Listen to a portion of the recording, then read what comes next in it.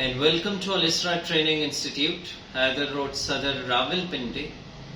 Today I am going to focus on IELTS Writing Task 2, which is quite a tough task for candidates. In specific, if I talk about those who are interested in immigration, for immigration purposes, candidates, they are in need of 8777, like 8 for their listening, likewise 7 each for the rest of the 3 skills.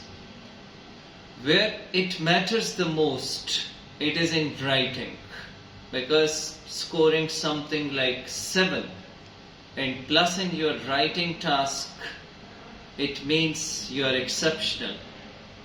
So how to come with band 7 score in your writing, this is the main purpose of this video. There are few steps which students they need to keep in their mind once they are attempting their writing task 2 essay. In today's lesson I'll be focusing on writing task 2. Before going into that, first misconceptions they need to be removed. Students usually they feel that if they are using hi-fi vocabulary, it means that would give them direct 7 or plus. Never. Students think that if they are using variety of sentence structure, again they would be insured with band 7. Again, never. So how you need to score something like 7 or plus in your writing task 2? You need to follow the structure. In what structure it demands from you? Introduction, middle body, followed by conclusion. Now try to understand in a sequential manner, one by one, like first with introduction, that how you need to write your introduction. Once you begin your introduction, you are supposed to respond what in actual the statement is all about, rather than writing anything in general where students they create problem. First they read the statement. If they understand 1, 2, 3 words, then they start either the history of those 2, 3 terms, or they start explanation of it.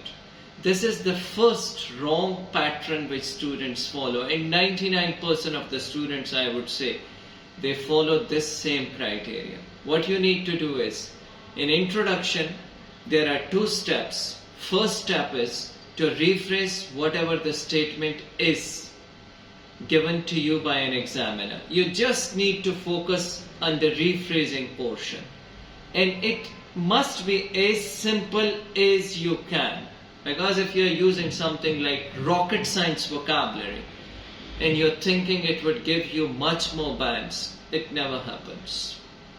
Once you are done with your rephrase, then the second most important factor is, still rephrase, you did nothing, you just simply explained it.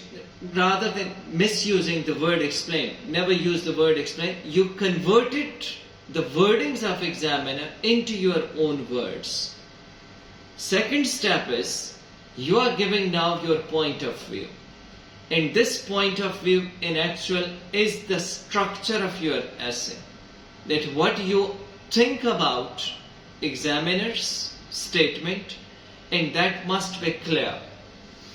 By clear I mean that you must have a proper methodology or framework in your mind that what you would be doing in the upcoming portion of the essay. What I usually recommend my students in this portion is that they should always remain within the central line by touching either ends.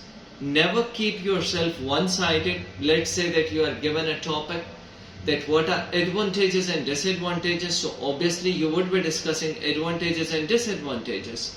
What are causes, solution? Again you are in the central line. First you would create cause, then you would provide solutions. But you need to do the same thing in discursive essay, likewise in argumentative essay. that don't focus yourself in one end.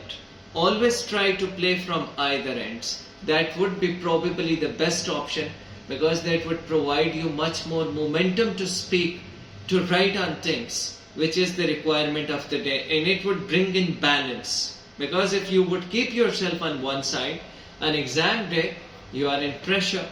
That is first reason. The second reason is you kept yourself on one sided, then obviously you won't create the best of yourself. So what I personally recommend to my students, that they need to maintain balance. They have to keep themselves in either end. What you set in your point of view, you need to support that. That is what we call as proper connectivity of your structure, which lacks in students' writing.